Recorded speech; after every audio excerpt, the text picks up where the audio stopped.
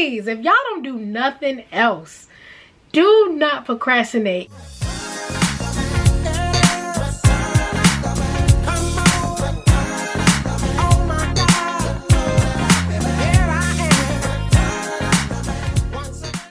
Hey family, what's going on? It's your girl Tyson Moss and welcome back to my channel. If you are new here, I talk about sexual wellness, fashion, lifestyle, career, and entrepreneurship advice. So if any of those things are of interest to you, go ahead and click that subscribe button down below so you can become part of the family too. And from our returning viewers, hey family, what's going on? Thank you so much for coming back and clicking on another video from your girl.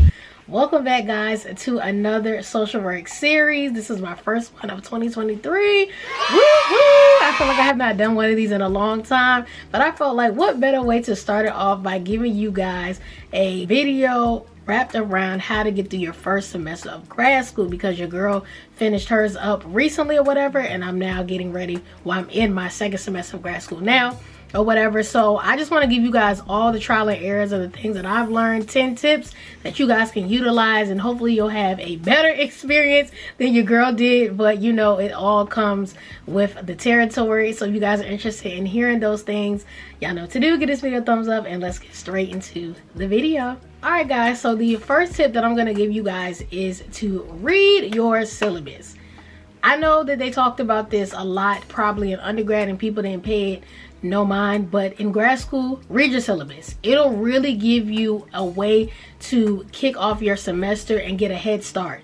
You're able to see everything, due dates, all of that or whatnot before things are coming up, so you can write it out or do whatever that you need to do so you can make sure that you are the most organized that you could possibly be.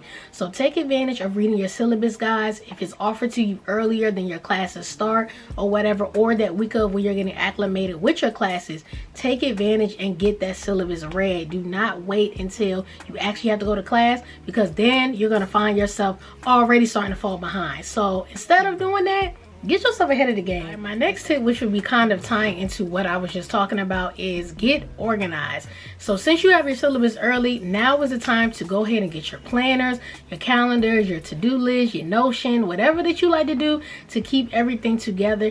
Now is the time to do that. Okay, get it done as early as possible. Whatever method that you like to use to make sure that you are able to stay on top of your stuff, use it, you guys. I know me personally, I'm big on planners and calendars and stuff like that. Towards the end of the semester, I'm not gonna lie, when I started to get winded, a lot of stuff went out the window, and that's when I started to notice that my motivation and other things were not how they was at the beginning of the semester. So I think if you just keep a routine and a certain method that helps you to stay focused, stick with it and get organized early on in the semester so you're able to just keep the momentum going as time goes on. The next tip is going to be time management, which is something that also ties into the last tip. So making sure that you are managing your time out for your readings, for doing assignments, and as well as taking care of yourself. Grad school is very overwhelming. When I tell y'all, like, I've never, well, I would be lying, I've had some bad moments in my life, but I cried, I had several breakdowns, I had good times too, and I learned a lot about myself. But when I tell you, it is so mentally draining, like, it is mentally draining. And so you really have to do your best to manage your time to make sure that you can get your stuff done in a timely manner, because if not, you're gonna get to procrastinating. And that right there is not what you want to do, which goes into my next point. Please, if y'all don't do nothing else, do not procrastinate. If you are a procrastinator, like by nature, grad school is not for you. It's no way you can finesse grad school. You can finesse undergrad, but you cannot finesse grad school. I don't care what nobody told you. I'm here to tell you, you can't finesse grad school. It's way too much stuff that these people are on top of that you're not going to be able to do it. So if you are somebody that likes to wait till last minute to get stuff done, you're going to have to get out of that habit really quickly with this grad school stuff, because things are going to be hitting you left and right. And if you don't want to have your anxiety through the roof or whatever else that you struggle with, stress levels, this and the third, then just don't even do it to yourself. I'm not saying get it done as early as possible, because sometimes that's unrealistic for people, but just don't wait till like the last week to get stuff done like me. And then you be sitting in a corner crying somewhere. You keep going out to try to escape you not doing your work. Guess what? Your work is still gonna be there when you get back. So don't do it to yourself like I did. Don't do it. The fifth tip that I would say is to get a buddy. So find somebody that you can partner up with. Y'all pretty much help each other out. during your whole MSW journey or whatever, when assignments are due, y'all can do study sessions together. Y'all are able to help each other out with readings, just all types of stuff, because it's really hard to do this by yourself. You work better, I feel like, in groups. So find people that are like-minded like yourself, that are just trying to get this done and want to, you know, accomplish the same goals or whatever. So I know I have my girls or whatever, and we kind of get together, we do study sessions and other little things that help us to stay motivated and get our work done as much as possible. Sometimes if one of us forget about class, we'll text each other and be like, hey girl, we got class tonight. So it's really, really important to don't think that you have to do this thing by yourself, especially if you're doing an online program, which I'm doing VCU online. Don't feel like you got to do this on your own. There is people that you can find online that you can get acquainted with, and y'all help each other out, you know, throughout your MSW journey. The next tip would be to check your emails. Now, I don't know about any other school, but I know VCU, they about worry me to death with the emails, y'all. They send at least probably about a good 10 emails a day, which blows me, but I avoided them as much as possible because it just drove me crazy. Lord, y'all, I done lost my train of thought because the video has stopped or whatever, but I believe I was just pretty much talking about that. I would get so anxious from like not getting so many emails that I would avoid looking at it, but I ended up missing out on opportunities for scholarships, graduate positions, all other types of things, certain seminars that were offered throughout the semester or whatnot to extra help on assignments. So check your emails, y'all. Like, don't be like me and avoid it. Check your emails because you might miss out on really great opportunities and things to help you out along your way. The next tip I would say is to make time for non-school related stuff. Now, I did a little bit of this too much last semester, but you have to make time to do stuff that is not work related, because if not, you're gonna always find yourself in an overload, burnt out, stress, and all other types of things that you just really don't want to feel.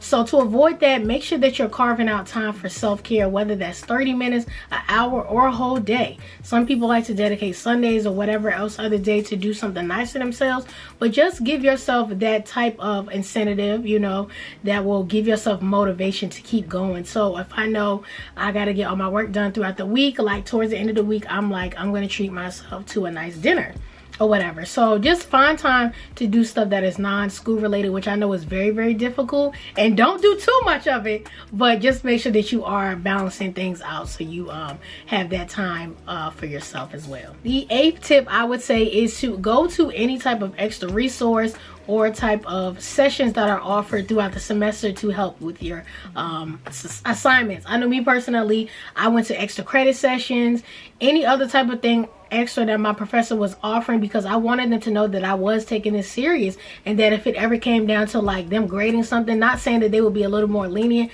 but at least that they was able to see like, okay, like, you know, this lady is really serious about her schoolwork and she seems to really care about her grades, so I'm gonna, you know, try to help out in this and the third, since it seemed like she took a little bit more time to go to extra credit stuff or whatever else and whatnot. So just make sure that, you know, you're checking out and seeing what things are offered throughout the semester or whatever, so you can be able to just keep making sure that you are able to keep your grade as high as possible, right? The next tip I would say is to advocate for yourself. I cannot stress this enough.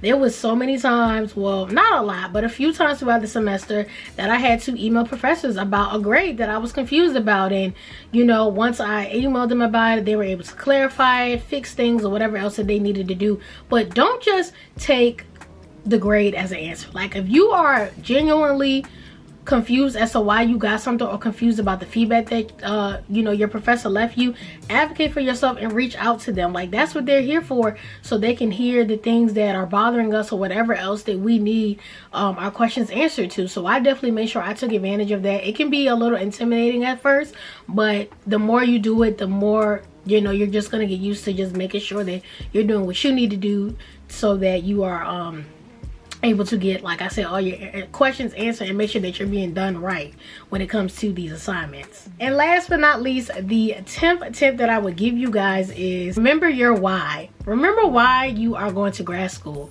Whether that could be to get this degree from maybe a relative that, you know, always wanted this for you, getting it for yourself, wanting a higher paying job, maybe wanting to advance your career.